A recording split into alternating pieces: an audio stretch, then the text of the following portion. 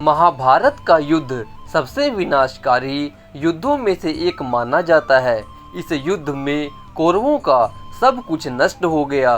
धृतराष्ट्र और गांधारी के 100 पुत्रों को जान गंवानी पड़ी। महाभारत का युद्ध 18 दिनों तक चला।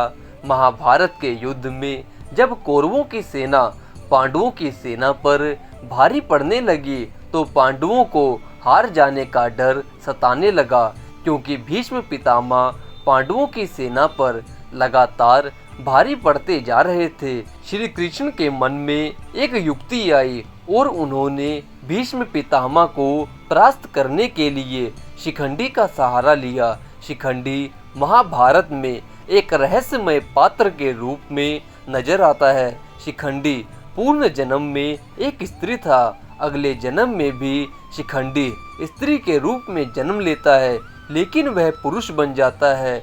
भीष्म पितामह ने शिखंडी के बारे में दुर्योधन को बताया था। जिस समय हस्तिनापुर के राजा उनके छोटे भाई विचित्रवीर्य थे, उस समय उनके विवाह के लिए मैं काशी राज की 3 पुत्रियों अंबा, अंबिका और अंबालिका को हर लाया था। लेकिन जब पता चला कि अंबा राजा शाल्व को प्यार करती है, तब अंबा को पूरे सम्मान के साथ राजा शाल्व के पास भेज दिया। वहीं राजा शाल्व ने अंबा को अपनाने से इनकार कर दिया। इसके बाद अंबा ने भीष्म से बदला लेने की ठान ली। अंबा की स्थिति के बारे में जब नाना राज ऋषि होत्रवाहन को पता चला तो उन्होंने अंबा को परशुराम जी से मिलने के लिए कह दिया। अंबा ने अपने साथ हुई घटना की पूरी जानकारी परशुराम को बताई।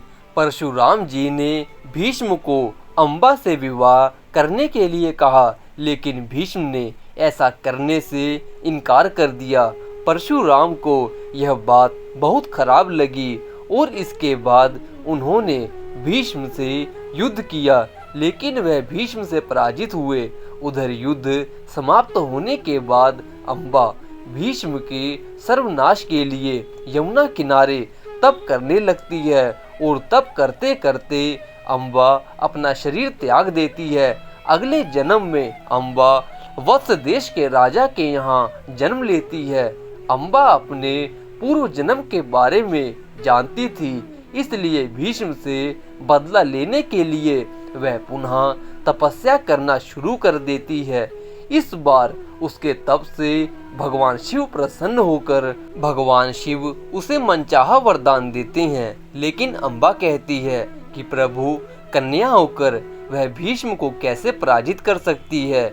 इस पर भगवान शिव कहते हैं कि अंबा, तुम अगले जन्म में पुनः एक स्त्री के रूप में जन्म लोगी, लेकिन युवा होने पर पुरुष बन जाओगी और भीष्म की मृत्यु का कारण बनोगी। ऐसा वरदान मिलने पर अंबा ने एक चिता बनाई और भीष्म का वध करने के लिए अग्नि में प्रवेश कर गई।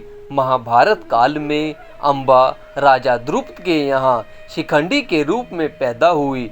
एक यक्ष ने शिखंडी की सहायता करने के उद्देश्य से अपना पुरुषोत्तव उसे दे दिया और उसका स्त्रीत्व स्वयं धारण कर लिया।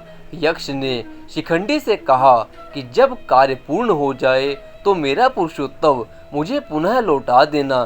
शिखंडी ने उसे ऐसा ही करने का वचन दे दिया।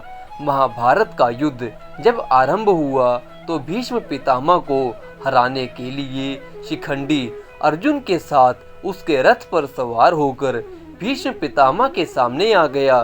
भीष्म पितामह ने स्त्रियों पर शस्त्र नहीं उठाने की प्रतिज्ञा ली थी, क्योंकि शिखंडी स्त्री से पुरुष बना था। इस वजह से भीष्म ने अपने शस्त्र रख दिए। तभी अर्जुन ने शिखंडी को ढाल बनाकर भीष्म पर तीरों की वर्षा कर दी और भीष्म को पराजित कर दिया। अर्जुन के बाणों से छलनी भीष्म पितामह बाणों की शैया पर आ गए। इस प्रकार से शिखंडी भीष्म पितामह की मृत्यु की बड़ी वजह बना।